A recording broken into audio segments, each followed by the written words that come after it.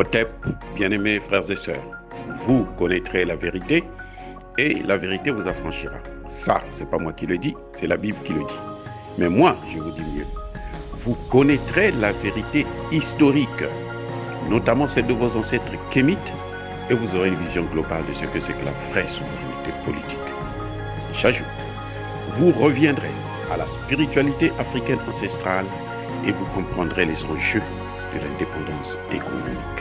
Et pour terminer, vous accepterez votre identité culturelle kémite et vous obtiendrez deux choses. La première, c'est la paix. La seconde, c'est le développement, à une condition.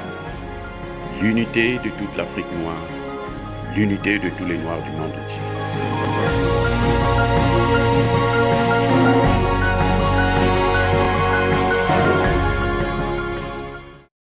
Otep à tous, bienvenue sur la chaîne des panafricanistes par essence, par conviction et par excellence. Celle des citoyens kémites par nécessité et obligation de combat. Nous sommes une chaîne qui n'est guidée que par nos ancêtres et rien que par les ancêtres qui appartiennent à l'égrégore du monde noir. Par conséquent, nous ne croyons en aucun Dieu venu de l'étranger. Toutefois, cette vidéo n'est aucunement destinée à inciter à la haine ou à la violence. Car nous menons un combat politique, géopolitique et géostratégique contre l'impérialisme, le colonialisme, le néocolonialisme et l'endocolonat, sur la base du principe fondamental hérité de nos ancêtres, qui est celui de la Mahat, c'est-à-dire vérité et justice. Nous vous disons la vérité afin que justice soit rendue à l'Afrique. C'est donc notre manière de contribuer modestement à cette noble lutte en faveur de la souveraineté, la dignité et l'unité africaine. Et ça, c'est le panafricanisme. Oh, bien-aimés frères et sœurs, nous allons revenir aujourd'hui sur l'attaque de Mandoro, le camp militaire malien qui a été attaqué et où les djihadistes ont fait 27 morts parmi les soldats avant de prendre la fuite, et puis ils ont été rattrapés par l'armée malienne. Cette situation a beaucoup inquiété nos frères et sœurs maliennes. C'est vrai, c'est un lourd tribut, c'est très très dur de perdre 27 militaires lors d'une attaque. Il y en a qui se disent que, mais alors finalement les FAMA ne font absolument rien. Il y en a qui se disent qu'il faut revenir avec les accords bidons, hein, violés tout le temps par l'armée française, notamment Barkhane et Takuba. Il y en a qui sont désespérés.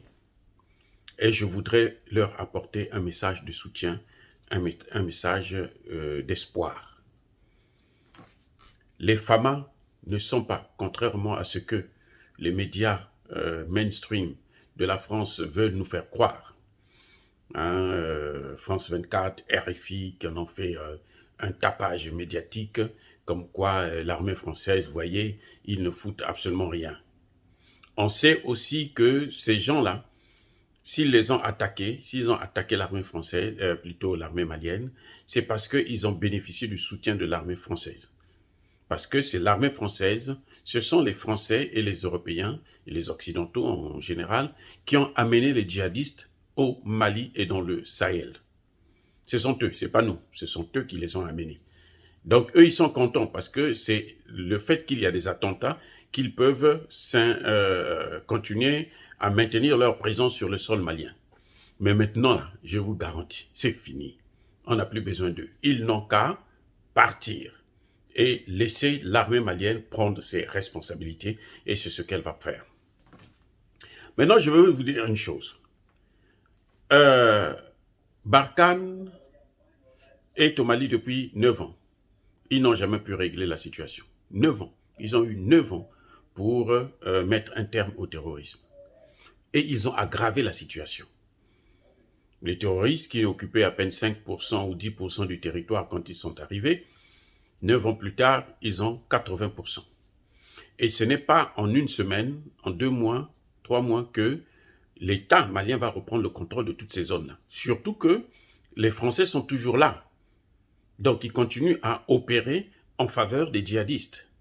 Et surtout aussi qu'il y a la présence des forces de l'ONU qui sont les complices de la France et de ces djihadistes. Vous le savez très bien.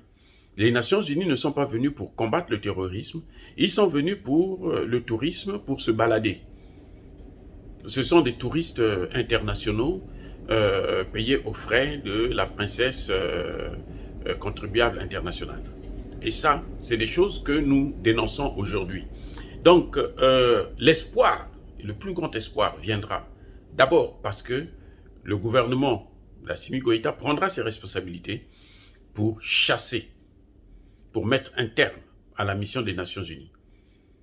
Au même moment que les Français partent, les Nations Unies aussi devraient partir. Parce que les Français prétendent continuer à travailler avec les Nations Unies au Mali. Non, on n'a plus besoin d'eux. On n'a plus besoin d'eux. Vous voyez ? C'est une armée d'occupation. Les Nations Unies aussi constituent une armée d'occupation. On ne peut pas continuer à tolérer qu'il y ait des armées d'occupation en Afrique. Et notamment au Mali. Et c'est le même cas pour la Centrafrique. Bref. Donc je disais qu'avec la présence de ces militaires d'occupation qui travaillent pour le compte de ces djihadistes afin de justifier le maintien de leur présence sur le sol malien, c'est très très difficile parce que le Mali ne se bat pas seulement contre les terroristes, mais le Mali se bat aussi contre Barkhane, contre Takuba, contre les casques bleus. Vous voyez, ce n'est pas une chose aussi facile que ça.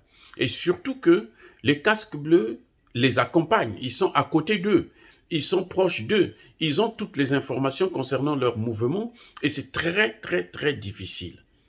Mais nous devons quand même remarquer qu'il y a déjà eu beaucoup de grandes performances de l'armée malienne. Et on le voit déjà par le retour massif de certains habitants dans leur village.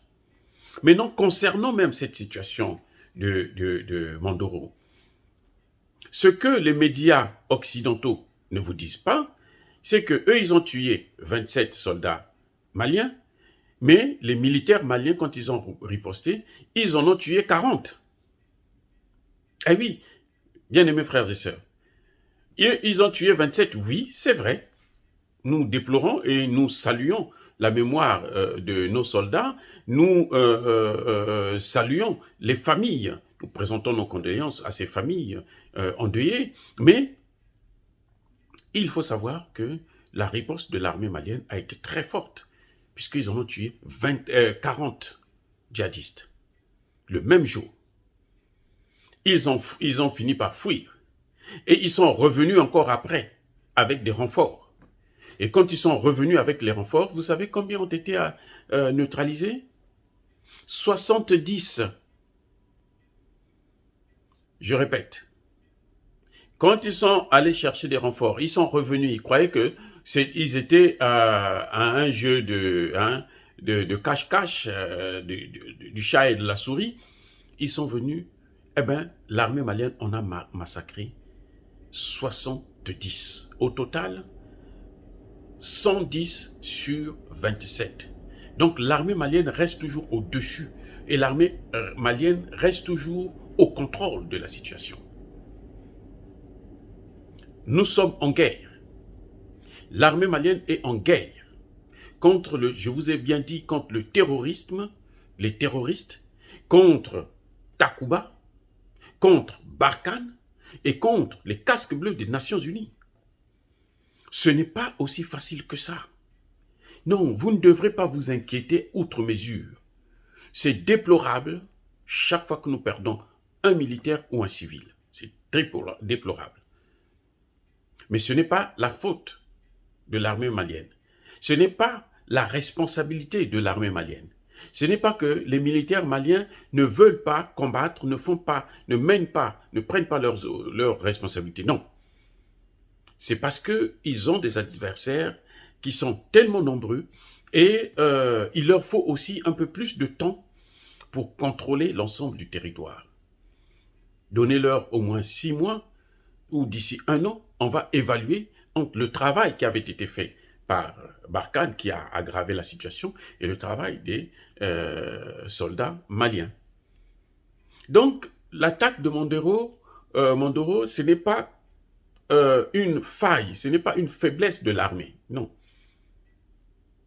L'armée malienne est à la hauteur du défi qu'elle est en train de prendre. J'en suis très, très convaincu. C'est pour ça que je vous ai dit, ils ont des adversaires qui sont nombreux, hein, et ils se battent avec des gens qui sont en face d'eux et ceux qui sont derrière eux. Ce n'est pas aussi facile que ça. En face d'eux, ils ont les terroristes. Derrière eux, ils ont Takuba, Barkhane et les casques bleus. Donc, c'est très, très difficile d'avoir un très bon résultat. Et puis, l'armée malienne est en train de renforcer son dispositif logistique. Et donc, nous espérons que les performances vont de plus en plus se faire sentir dans les villes et les villages du Mali. Dire ça, c'est inciter à la haine ou à la violence. Non, nous n'avons aucun intérêt d'inciter les gens à la haine ou à la violence. Ce que nous voulons, ce que nous cherchons, c'est la souveraineté, c'est l'indépendance, c'est la dignité, c'est l'unité d'ailleurs. Et nous n'avons que nos paroles comme armes de combat dans cette lutte politique. C'est ce qui dit, nous assumons notre responsabilité. Car nous sommes une force tranquille, ya Bakolerve, ya Malembe, j'ai dit.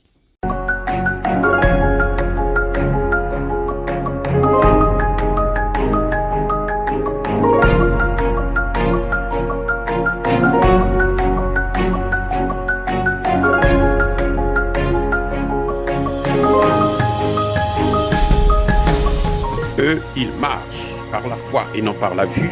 Mais moi, je vous conseille vivement de marcher par la connaissance scientifique et historique, notamment celle de nos ancêtres kémites, par les 5 sens et par l'intelligence. Otep, vive l'Afrique éternelle et que Dieu vous bénisse. Abou Apia.